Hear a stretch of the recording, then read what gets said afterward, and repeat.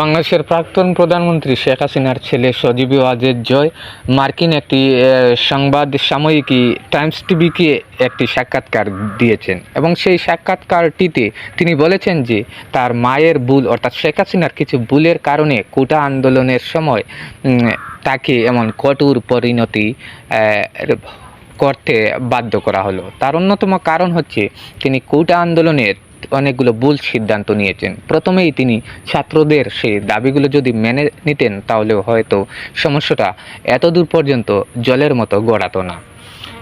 সজীব ওয়াজেদ জয় বলেন, তিনি রাজনীতির প্রসঙ্গটি নিয়ে তিনি এও বলেন যে তিনি আর কখনোই বা কোনো সময় তার রাজনীতিতে বাংলাদেশের বিশেষ করে উচ্চাকাঙ্ক্ষা অভিলাষী ছিল না এবং তিনি ভবিষ্যতে রাজনীতিতে ফিরবেন কিনা এ নিয়েও তিনি কোনো কিছু স্পষ্ট করে মন্তব্য করেন।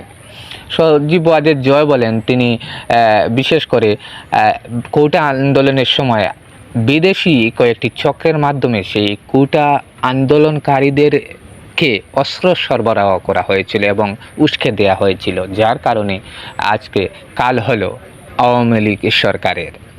প্রধানমন্ত্রী শেখ হাসিনা বর্তমানে কেমন আছেন, কোথায় তার ভবিষ্যৎ জীবনযাপন নিশ্চিত হবে, এ বিষয়েও তিনি কখনো কোনো কিছু স্পষ্ট করে বলেননি। তো ভিডিওটি শেয়ার করতে পারেন প্রিয় শুভাকাঙ্ক্ষীগণ।